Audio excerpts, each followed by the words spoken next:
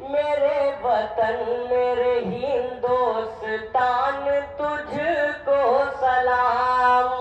मेरे वतन मेरे हिंदुस्तान तुझको सलाम।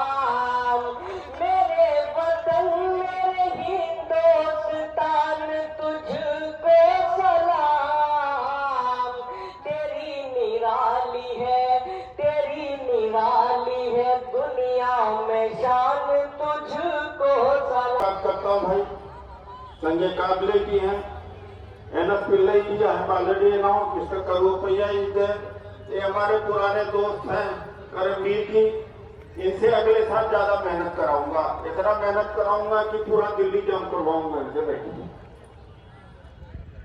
जगीवन प्रसाद जी कहा भारत माँ की कसम अपने देश वतन संविधान को बचाना है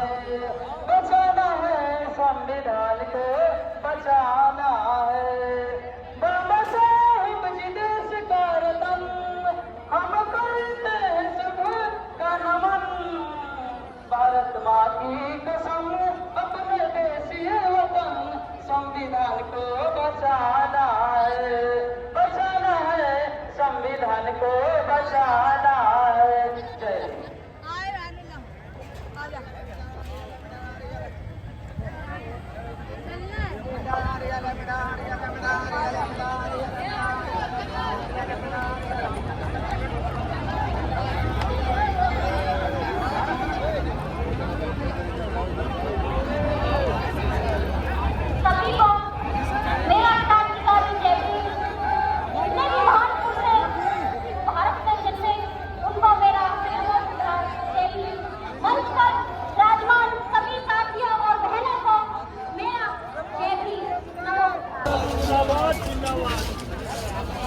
डॉक्टर उदित राज जिंदाबाद।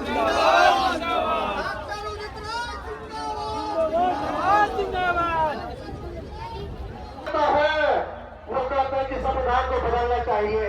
इसका मतलब ये हुआ कि आने वाला समय जो आने वाला चुनाव है अगर ये भारतीय जनता पार्टी की सरकार बनता है तो निश्चित रूप से मान लीजिए कि आपका संविधान बदल दिया जाएगा। और अखिल भारतीय परिषद भी एक ऐसी ताकत है जो संविधान को बचाने से रोक सकता है। इन्हें देख रहे हैं कि एक कहावत अभी आया था और उसमें कहा गया था ठाकुर का प्रसंग जो प्रकाश गांधी जी की कहावत लिखी भी आपका और संविधान बदलने की प्रक्रिया भी आपका, सरकार भी आपका, न्यायपालिका भी आपका, कार्यपालिका भी आपका और जुडिशरी भी आपका, सब आप ही का है। इसलिए सरकार बदलना चाहता है। साथियों हम लोग आज ठान लेंगे कि संविधान को किसी भी कीमत पर बदलने नहीं देंगे, चाहे हमें खून अपना बहाना पड़े। हम लोग खून बहाने के लिए तैयार है लेकिन किसी भी कीमत पर संविधान को बदलने नहीं देंगे। इसलिए हम लोग हजारों की संख्या में बिहार से आए हैं। साथियों अंतिम रूप से मैं यही कहना चाहूंगा कि ये आखिरी और अंतिम समय है संविधान बचाने का। अगर हम संविधान बचाने में नाकाम राजशेखरन जी और मंच पर उपस्थित सभी माननीय नेतागण और आगे जो बैठे देश के कोने कोने से आए फूले अम्बेडकर वादियों को तेलंगाना परिसंघ की ओर से जय भीम, जय भीम, जय भीम। साथियों SC, ST, BC, माइनॉरिटीज, मुस्लिम, क्रिश्चियन और महिलाओं के लिए लड़ने वाली एक जंग है और इसका शुरुआत आज यहाँ से हो रहा है। ये आपको मानकर चलना होगा। आप जानते भी है कि परिसंघ जो लड़कर 3 अधिनियम पास करा है पार्लियामेंट में, वो केवल एक परिसंघ है इस पूरे देश में। आप जानते हैं कई नेतागण है मगर 3 कॉन्स्टिट्यूशनल अमेंडमेंट करे सो वाला एक ही परिसंघ है। और हम तेलंगाना से आते हैं और नहीं दो जात भी नहीं है और 15-15 लाख का हर अकाउंट में कह रहा था।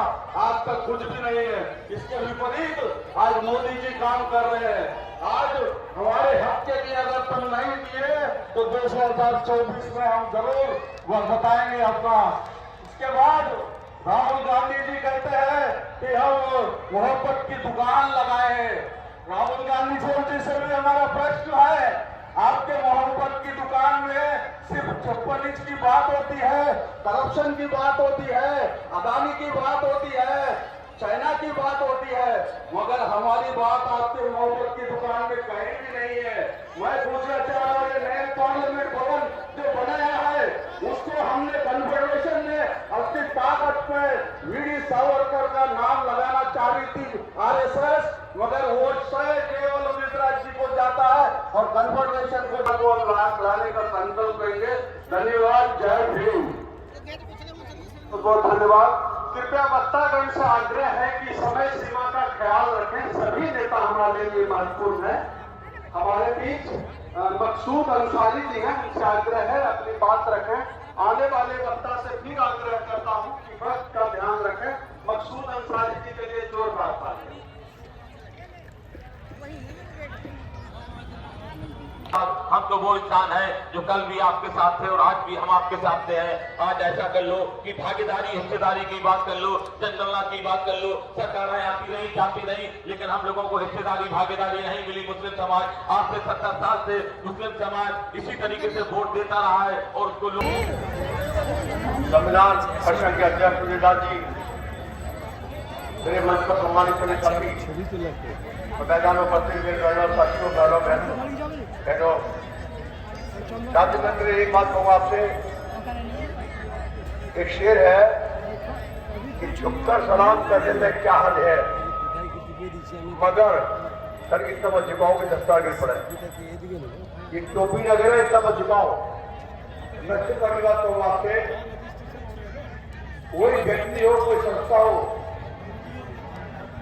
जब उसकी सोच फासिस्ट बन जाती है, उसका सिद्धांत बन जाता है कि मेरे मत के अगेंस्ट कोई मत रखता है दुनिया में, वो मूर्ख फादर है, उसको मिटा लो या ढकला लो। आज दिल्ली में ऐसी सोच काम कर रही है इसके अंदर। एक इन्होंने मैंने बना लिया, किसान आंदोलन आते हैं, प्रधानमंत्री कहते हैं ये आतंकवादी है। 1936 में कहे थे, अगर दलितों का हित और राष्ट्र का हित में टकराव होता है तो हमारे लिए दलित का हित होकर होगा, राष्ट्र का हित नहीं होगा।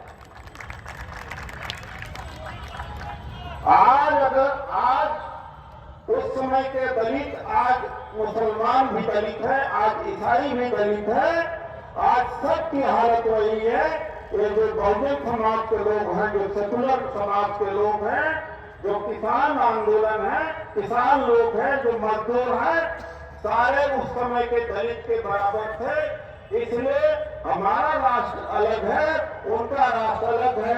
हमारी राष्ट्रभक्ति का परिभाषा अलग है, उनके राष्ट्रभक्ति का परिभाषा अलग है।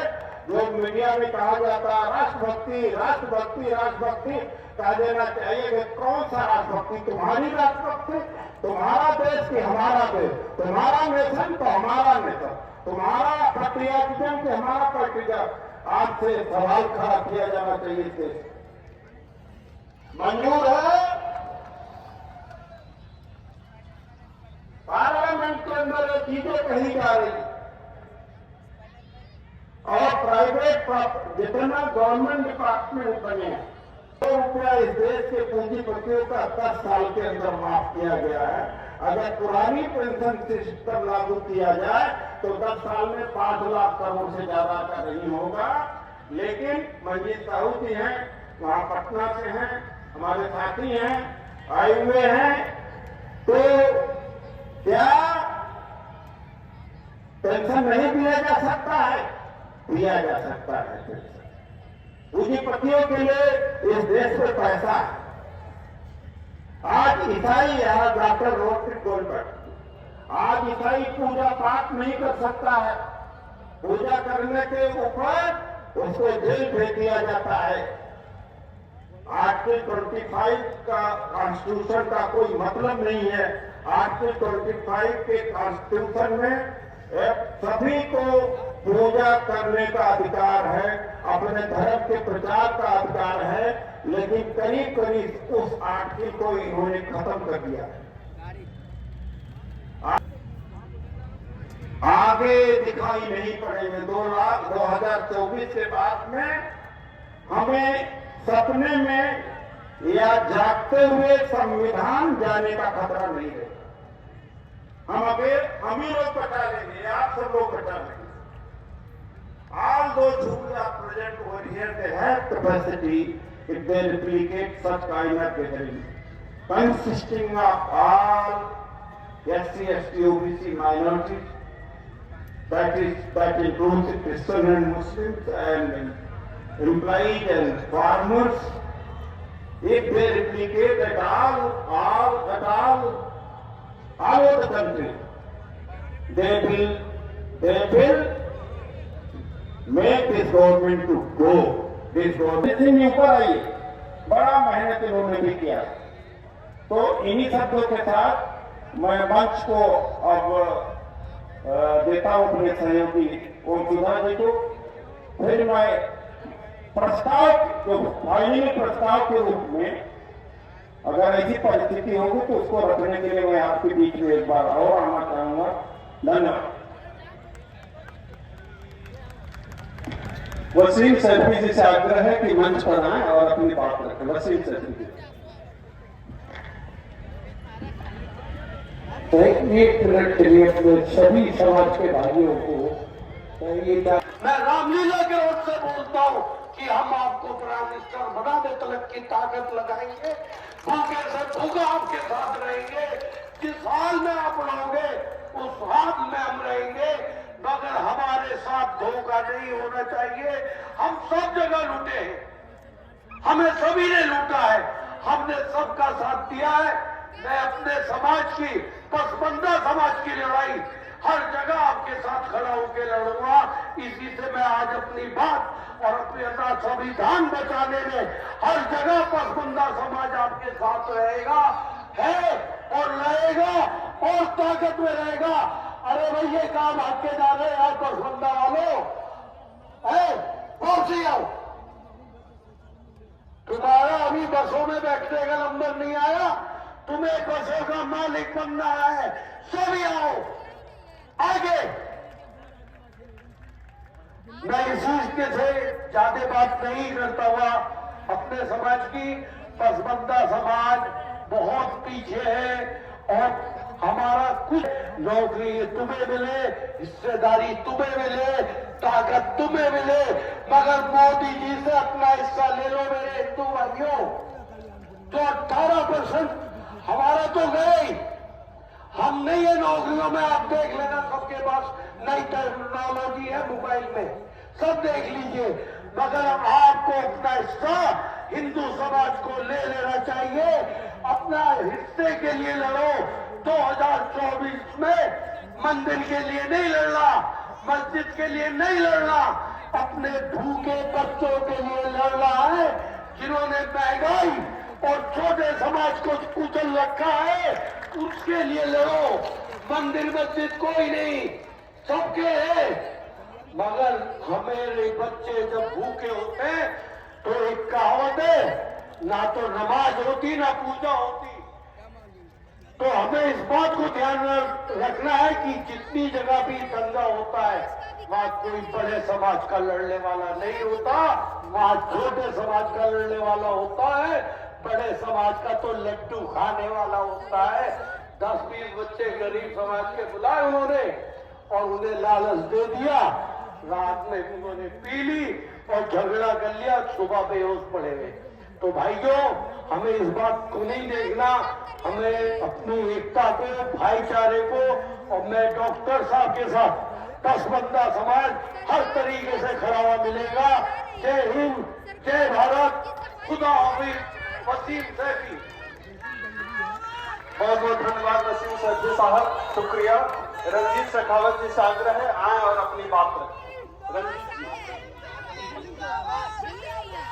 क्या कहना चाहेंगे सरकार से?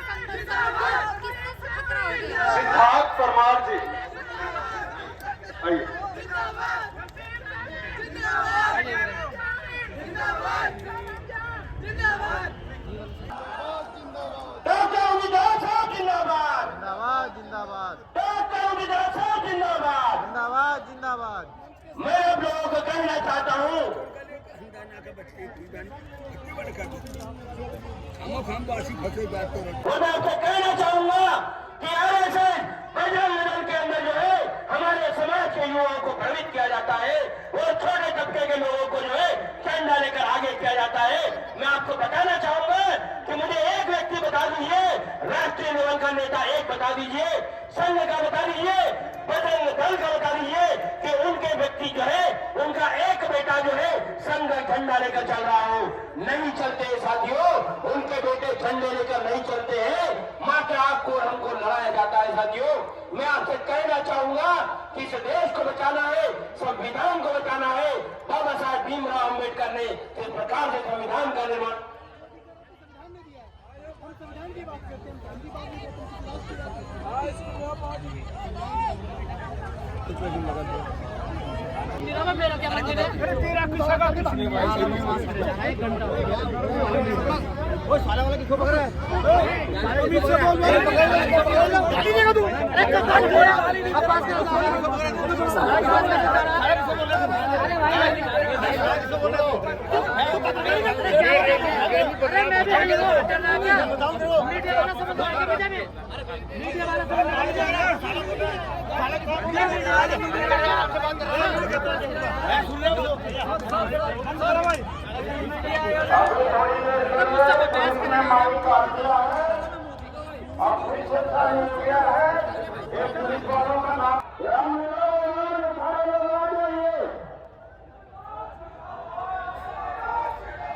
जो लोग मसले बैठे हुए हैं आ जाए और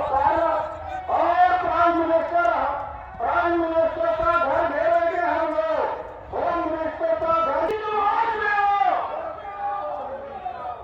जो चुनके टक्कर में संघर्ष हमारा नारा है, हमारा नारा है। दिल्ली पुलिस होश में आओ, होश में आओ, होश में आओ। दिल्ली पुलिस होश में आओ।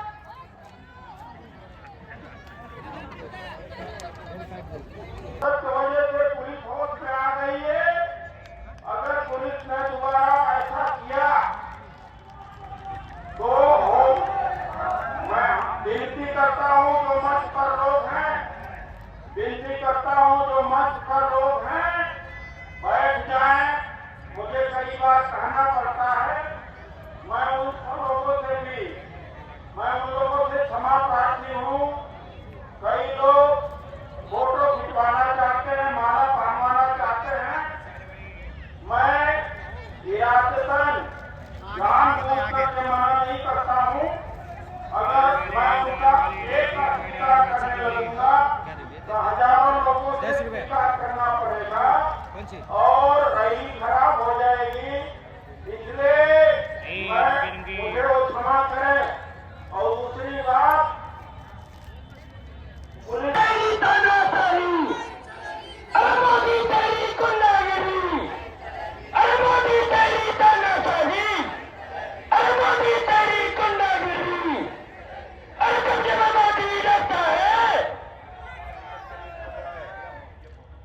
पुलिस के लिए पुरानी पेंशन बहाली के लिए लड़ रहे हैं। इन पुलिस वालों को खुशी होना चाहिए कि इसराइली से पुरानी पेंशन की बहाली संभव है। इनको आदेश भी दिया जाए तो भी इनको माइक बंद नहीं कराना चाहिए, क्योंकि लड़ाई तो इनकी भी हम लड़ रहे हैं।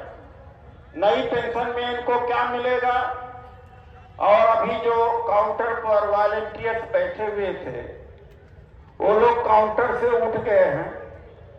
4-6 वॉलंटियर जाके काउंटर पर फिर से बैठ जाएं। कई तमाम लोग मुझे अभी मिले हैं जिन्होंने कहा है कि हम कहाँ अपना नाम नंबर छोड़ दें। तो those volunteers who were sitting there for registration of the names of the participants kindly reach to the counter, register the name and address of the participants. हम इसराइली को ज्यादा से ज्यादा आधा घंटे के अंदर समाप्त कर देंगे।